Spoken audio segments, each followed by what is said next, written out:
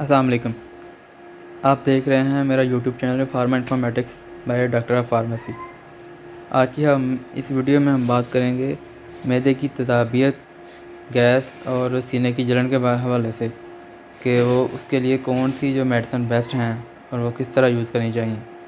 ज़्यादातर लोग क्या गलती करते हैं जो मैदे की तज़ाबियत की मेडिसिन खाने में, इसकी वजह से उनको फ़ायदा भी नहीं ज़्यादा होता है और उनको वो काफ़ी लंबे अरसे तक के लिए खानी पड़ती हैं।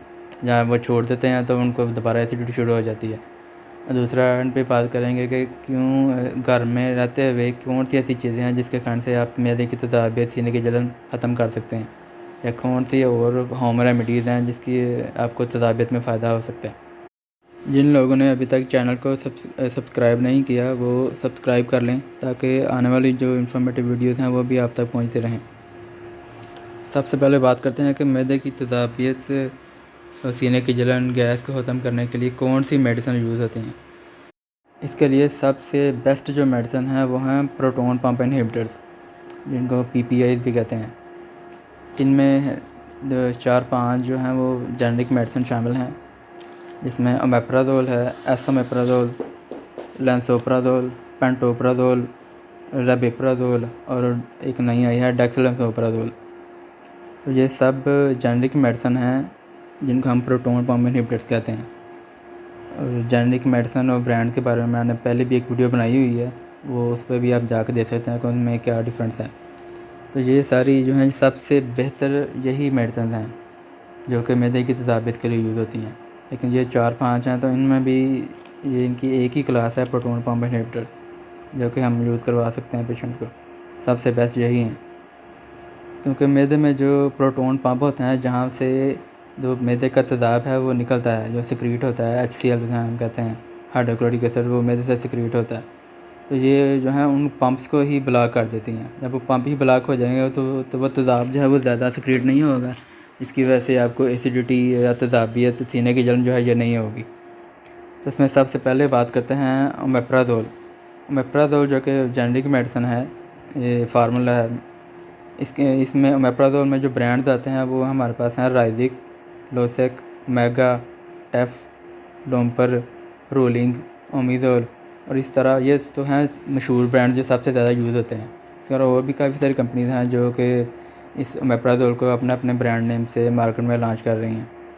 तो ये ओमेप्राज़ोल जो है ये तज़ाबियत के लिए भी, अल्सर के लिए भी, मैदिक अल्सर के लिए भी, सीने की जलन के लिए, गैस वगैरह के लिए भी यूज़ होता है। तो इसका जो तरीका है ये हमें नाश्ते से आधा घंटा पहले खाना चाहिए। मतलब कि आप सुबह इसको खाली पेट ये खा लें पानी के साथ, और इसके आधे घंटे के बाद जो है वो आप प्रॉपर नाश्ता करें अपना, तो इससे आपको इसका जो है ज़्यादा फ़ायदा होगा। दूसरा इसमें आ जाता है एसोमेप्राज़ोल।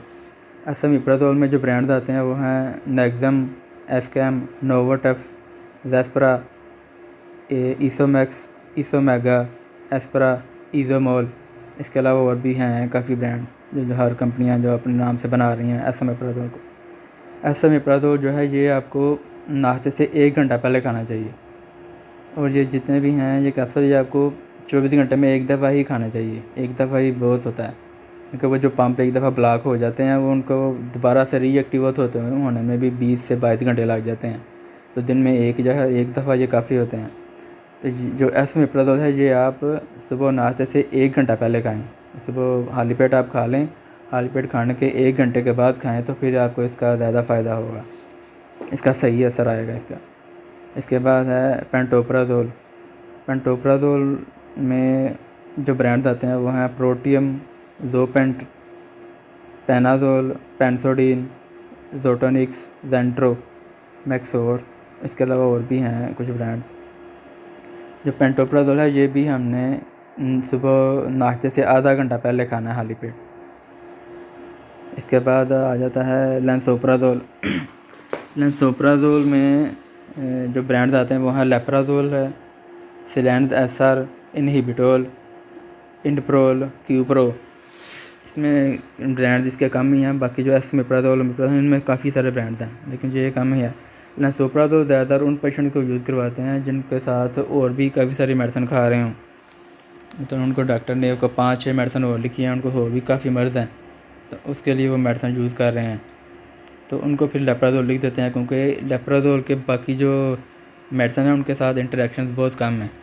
इसलिए जब किसी पेशेंट को मल्टीपल डिजीज़ हों, ब्लड प्रेशर भी हो, डायबिटीज़ भी है, कोई जिगर का मसला भी है, तो उसको उन्होंने 7-8 मेडिसिन लिखी होती हैं, तो उनके साथ फिर इसको लिख देते हैं ताकि किसी दूसरी दवाई के साथ इसका इंटरेक्शन ना हो, जब बहुत कम इंटरेक्शन है इसका। इसके बाद आ जाता है एक रबिप्राजोल। रबिप्राजोल के जो ब्रांड्स हैं वो हैं रेबिसिड, इरेज, प्रोटोरिब, रबिक्सिन, रेबोश, रिपार। तो ये जो रबिप्राजोल है ये भी आपने सुबह नाश्ते से 1 घंटा पहले खाना है, एसोमेप्राजोल की तरह। इसको भी आप 1 घंटा पहले खाएंगे नाश्ते से या लिपिड खाएंगे तो फिर इसका फ़ायदा जो है वो ज़्यादा होगा। इसके बाद जो नया फार्मूला आया था वो है डेक्सलांसोप्राजोल। इसके भी दूसरी जो मेडिसिन है उनके साथ इंटरेक्शंस बहुत कम है। ये अब अगर ज़्यादा मेडिसिन कोई पेशेंट खा रहा है जिसको 3-4 बीमारियाँ हैं तो वो भी ये यूज़ कर सकता है। इसको भी एक दफ़ा ही यूज़ करना होता है दिन में, सुबह नाश्ते से आधा घंटा पहले। इसमें जो डेक्सलांसोप्राजोल में जो ब्रांड्स आ रहे हैं उसमें है डेक्सो, डेक्सिला, DDR, डिलैंजो, डेक्सटोप और रेजोडोक्स। इसके अलावा एक और ब्रांड आता है विलसोप।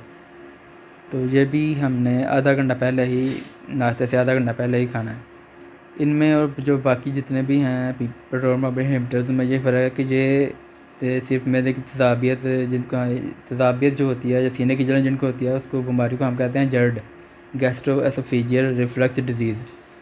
तो ये उसके लिए यूज़ होता है और साथ गैस के लिए यूज़ होता है। लेकिन अल्सर के बाकी जो हैं वो तो अल्सर में भी यूज़ करवा देते हैं अल्सर को ठीक करने के लिए, लेकिन ये इसका अल्सर में ऐसा फ़ायदा नहीं है। इसका ज़्यादा फ़ायदा बस सीने की जो है तज़ाबियत है, सीने की जलन जो होती है उसको ही ख़त्म करने के लिए यूज़ होता है ये। और इसके भी बाकी जो मेडिसिन उनके साथ इंटरेक्शन बहुत कम है।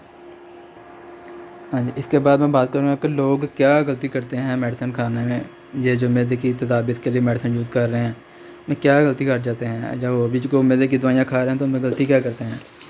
ज़्यादातर लोग गलती ये करते हैं कि अक्सर तो डॉक्टर ने लिखा होता है कि आप पहले खाएं मेडिसिन को, नाश्ते से या पहले या खाली पेट खाया करें, लेकिन अक्सर ऐसे लिखा होता है तो लोगों को भी नहीं पता होता, तो वो ऐसे ही खाने के बाद खा लेते हैं। तो खाने के बाद खाने से उनको फ़ायदा इतना नहीं होता, इफ़ेक्ट आता है लेकिन वो कम आता है, क्योंकि उसकी एब्जॉर्प्शन भी ठीक तरह से नहीं होती खाने के बाद अगर आप खाएँगे तो। दूसरा, जिन लोगों को मसला रहता है ये तज़ाबियत का, सीने की जलन का, वो 1 दिन खा लेते हैं, 2 दिन खा लेते हैं कैप्सूल और बाद में छोड़ देते हैं, और फिर उनको फिर कुछ दिन बाद जो है तज़ाबियत का मसला होना शुरू हो जाता है। तो अगर किसी को है सीने की जलन का मसला है, मैदे की तज़ाबियत का मसला रहता है, तो उनको चाहिए कि ये जो कैप्सूल हैं जो भी वो खा रहे हैं उसको तकरीबन 3 से 4 हफ़्ते मुसलसल खाएँ। सुबह नाश्ते से घंटा या आधा घंटा पहले मुसलसल 3 से 4 हफ़्ते खाएँ, तो फिर इंशाल्लाह उनका जो मैदे की तज़ाबियत, सीने की जलन का मसला ये ख़त्म हो जाएगा हमेशा के लिए। अगर वो बाद में जो ज़्यादा तुर्श चीज़ें हैं या मसालेदार चीज़ें ये खाना थोड़ा कम कर देंगे, वॉक किया करेंगे प्रॉपर, तो इससे उनको तज़ाबियत जो है वो दोबारा नहीं होगी। अगर वो 1 महीने तक या 3 से 4 हफ़्ते तक मुसलसल ये कैप्सूल खाते रहेंगे मैदे के। तीसरा, आहार में हम बात करेंगे कि जो मैदे की तज़ाबियत, सीने की जलन, गैस है, इसकी होम रेमेडी क्या है, मतलब घर में हम कौन सी ऐसी चीज़ यूज़ कर सकते हैं कि जिसकी आपकी तज़ाबियत फ़ौरी ख़त्म हो जाए। तो उसमें तो सबसे पहला है कि दूध, अगर आप घर में, दूध तो हर घर में ही होता है, तो अगर आप 1 गिलास दूध पिएंगे तो आपकी तज़ाबियत जो है वो कुछ देर में ख़त्म हो जाएगी। अगर आपको पास कोई मेडिसिन नहीं है, कोई कैप्सूल नहीं है इस तरह का पड़ा हुआ, तो आप दूध पिएँ तो आपकी तज़ाबियत जो है वो इंशाल्लाह ख़त्म हो जाएगी। इसके अलावा बादाम, 6 से 7 बादाम जो हैं वो आप खाएँ, उससे भी तो आपकी तज़ाबियत जो है ख़त्म हो जाएगी। अगर उसके अलावा आपके घर में अमरूद पड़े हुए हैं तो 2 से 3 अमरूद खाएँ, उससे भी आपकी तज़ाबियत ख़त्म हो जाएगी कुछ देर में ही। और अगर ये सब चीज़ें भी नहीं हैं तो जो घर में मीठा सोडा पड़ा होता है, वो मीठा सोडा आप थोड़ा सा, 1 चुटकी थोड़ा सा लेके मुँह में रखें और थोड़ा सा पानी पी लें, तो उससे भी आपकी तज़ाबियत इंशाल्लाह ख़त्म हो जाएगी। और दूसरा, आप जो हैं जिनको तज़ाबियत का मसला रहता है उनको चाहिए कि वो एक्सरसाइज़ करें, डेली वॉक किया करें, तो उससे भी जब एक्सरसाइज करते रहेंगे तो आपको तज़ाबियत का मसला जो है ऐसा ऐसा ख़त्म हो जाएगा। और साथ ही आप जो है ना मिर्च मसाले वाली चीज़ें ज़्यादा ना खाएं जिनको तज़ाबियत का मसला है। मिर्च मसाले वाली चीज़ें भी और दूसरी फ़ास्ट फूड भी बहुत कम कर दें, इससे भी आपका इंशाल्लाह तज़ाबियत का मसला जो है वो मुकम्मल तौर पर ख़त्म हो जाएगा। उम्मीद है कि मेरी ये वीडियो आपके लिए फ़ायदेमंद साबित होगी। इस वीडियो को आगे भी अपने दोस्तों के साथ शेयर करें। Thank you. तो आप अपने